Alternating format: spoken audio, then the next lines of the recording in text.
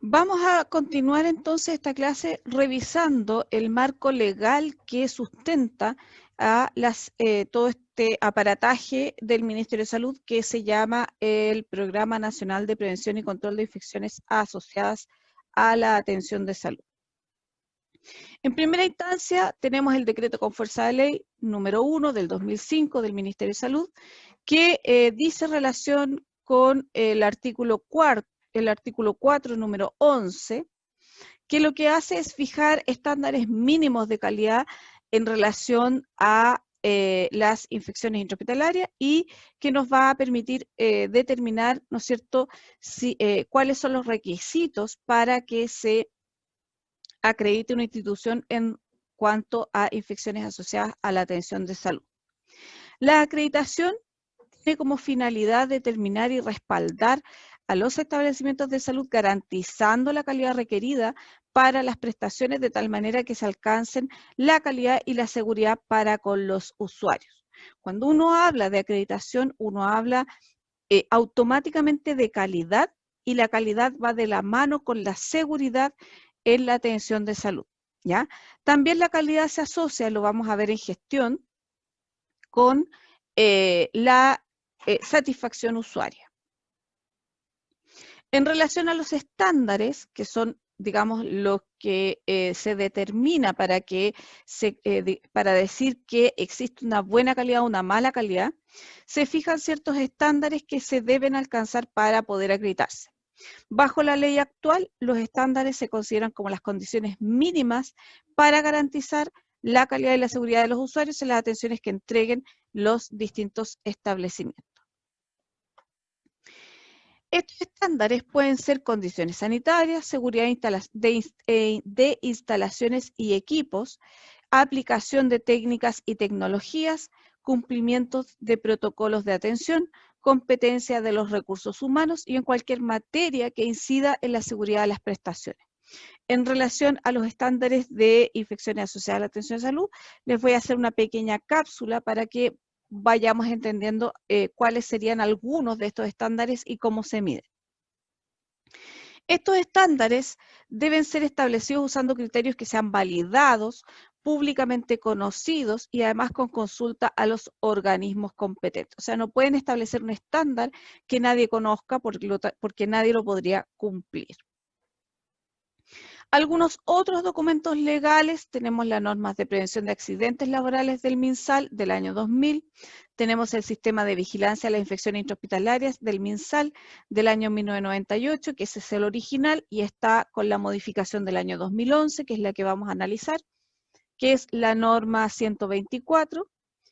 Está el Manual de Prevención y Control de las Infecciones Intrahospitalarias y normas del Programa Nacional de Infecciones del año 93. Vamos a revisar entonces la norma técnica 124 del año 2011 que dice relación con el programa de prevención y control de las infecciones asociadas a la atención de salud.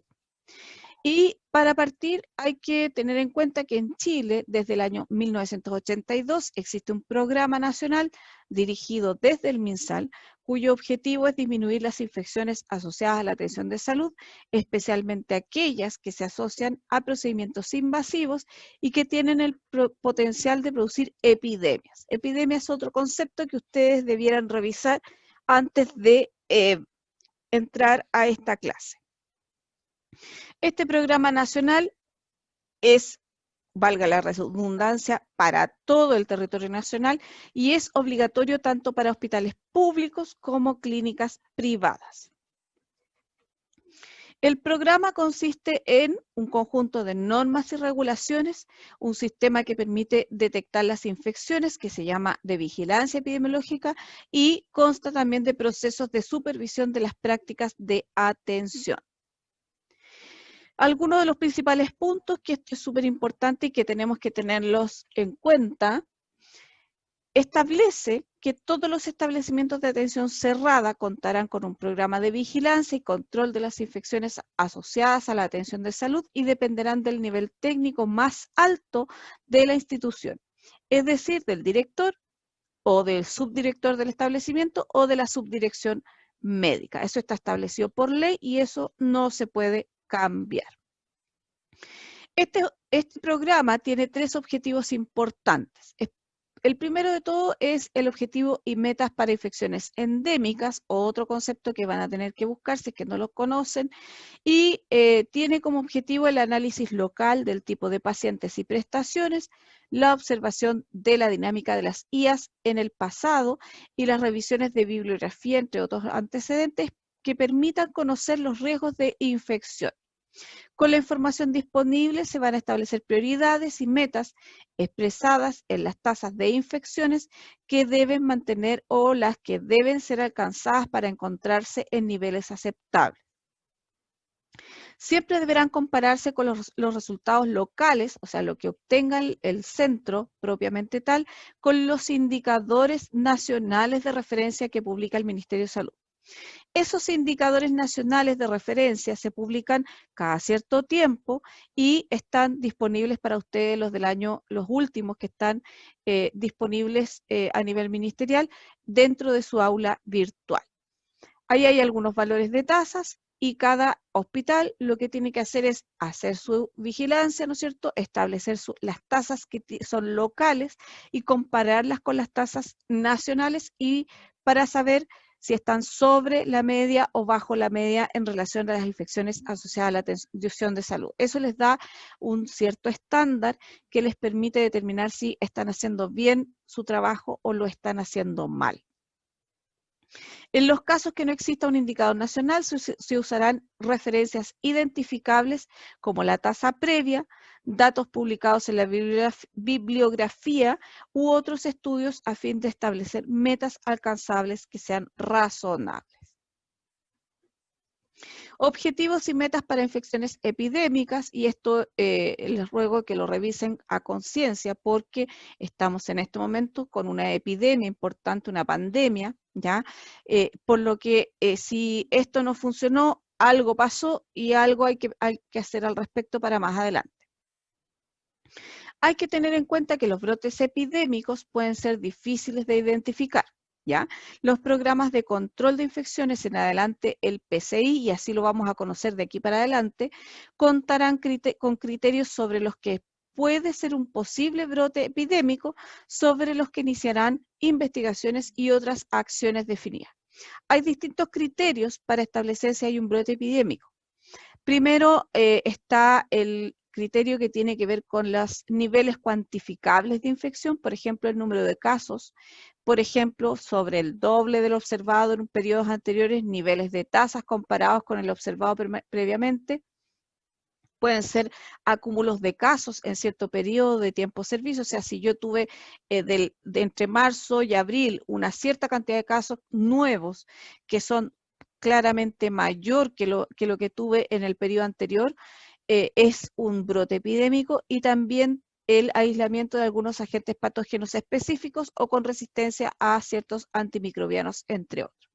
En el caso del COVID-19, este se consideró una epidemia, dado que se consideraron casos que no existían, no teníamos ninguna referencia, pero hubo un acúmulo de casos importante en un periodo de tiempo corto de una patología que no estaba identificada anteriormente. Objetivos y metas para el cumplimiento de prácticas preventivas, y este es el centro un poco de estos programas de prevención, por algo se llama prevención y control de las infecciones asociadas a la atención de salud, tiene que ver con la prevención, ¿ya? Si bien no todas las infecciones asociadas a la atención de salud pueden ser controladas, dado que algunos factores de riesgo, en especial los del huésped, no pueden ser modificados, las prácticas de atención preventivas deben cumplirse en todos los casos. Los programas de control de infecciones establecerán cuáles prácticas deben ser monitorizadas y el nivel de cumplimiento esperado, en especial en las prácticas que se asocian a aquellas infecciones que se encuentran sobre los niveles esperados. Y por eso es importante estar permanentemente revisando las tasas nacionales que nos da el Ministerio de Salud. ¿Cuáles son las funciones del programa de control de infecciones? Primero que todo es la vigilancia epidemiológica de las infecciones asociadas a la atención de salud, el desarrollo de directrices para estandarizar prácticas de prevención de infecciones asociadas a la atención de salud, estudio y manejo de brotes, capacitación del personal de salud, monitorización y evaluación de adhesión a prácticas normadas, o sea que el personal realmente cumpla con las normas, participación en la definición de requisitos técnicos para la selección de insumos para la prevención y control de las IAS, por ejemplo, cuando se está buscando cambiar un jabón o un antiséptico o algún elemento para limpiar el piso, tiene que preguntarse al comité o al programa, digamos, definir los criterios técnicos para los planes de preparación y respuesta a emergencias de enfermedades transmisibles. Por ejemplo, brotes comunitarios de influenza, cólera, SARS, ahí me faltó una coma, y el famoso COVID-19. El programa de control de infecciones tiene relación además con otros programas de infección de otro tipo de patologías, colaborando en el control, la vigilancia y tratamiento de otras patologías, y aquí yo les traigo el listado para que ustedes más o menos entiendan.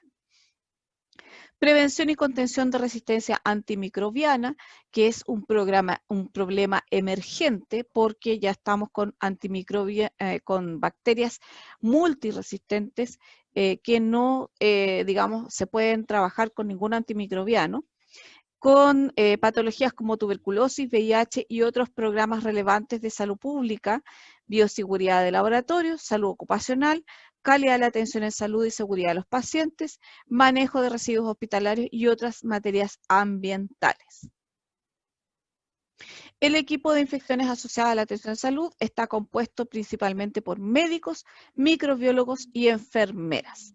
Y aquí, aunque a alguien no le guste, no puede haber otro profesional que está, porque esto está establecido por ley, ¿ya? Y está en la norma 124 en primera instancia y también en relación a las enfermeras a través del artículo 113 del Código Sanitario. Vamos a hacer una clase al respecto para que lo tengan claro. También va a contar con el apoyo logístico y administrativo, como por ejemplo secretaria, acceso a computadores, acceso a internet, etcétera, etcétera, etcétera. El médico del programa de control de infecciones, esto es lo que dice la norma, ¿ya? Y se los traje tal cual para que entendamos que no es un invento mío, sino que está establecido por norma. Los profesionales médicos del programa de control de infecciones deben contar con capacitación para las funciones del programa, tiempo para realizarlas y la autoridad para ello, ¿ya? Específicamente capacitación formal, al menos los principios generales de prevención y control de IAS, epidemiología básica, cálculo de tasas, comparación de tasas, construcción de indicadores, diseños epidemiológicos básicos, vigilancia de IAS e investigación y manejo de brotes. Es deseable también conocimientos sobre enfermedades infecciosas, microbiología y manejo de herramientas estadísticas básicas. Tienen que tener tiempo asignado de acuerdo a las funciones que desempeñarán, con 5 horas semanales como mínimo para sus funciones. Hay algunos que son de, ¿cómo se llama esto? Dependiendo de la cantidad de camas, son de tiempo completo. Y la autoridad para desarrollar las tareas por medio de un documento formal en el que se establecen sus atribuciones y niveles de decisión. La enfermera del programa de control de infecciones son profesionales de enfermería, ¿no es cierto?, que deben contar con capacitación para las funciones del programa, tiempo para realizarlas y la autoridad para ello. Nuevamente, capacitación formal en al menos en principios generales de prevención y control de IAS, epidemiología básica, cálculo de tasas, comparación de tasas, construcción de indicadores, vigilancia de IAS, supervisión de prácticas de atención e investigación y manejo de brotes, tiempo asignado, ajustado a la carga de trabajo real, ¿no es cierto? Y generalmente también vamos a tener, aquí hay un estándar que tiene que haber una enfermera con al menos 44 horas semanales por cada 250 camas, ¿ya? En hospitales de más de 200 camas, al menos una de las enfermeras del equipo está asignada a jornada completa al programa de control de infecciones.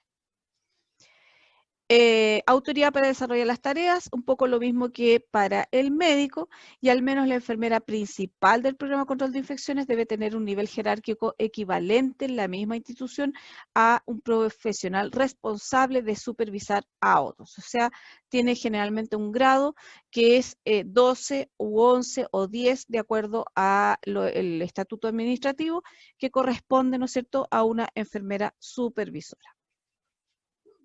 El profesional de microbiología tendrá participación de microbiología por un profesional con tiempo asignado para la función que debe ser el profesional de mayor nivel técnico responsable del diagnóstico microbiológico del establecimiento. Y eso es sumamente importante, tiene que estar en el laboratorio, no es un profesional microbiólogo que ande dando vueltas, sino que es el que está, además es el responsable del área de microbiología del laboratorio.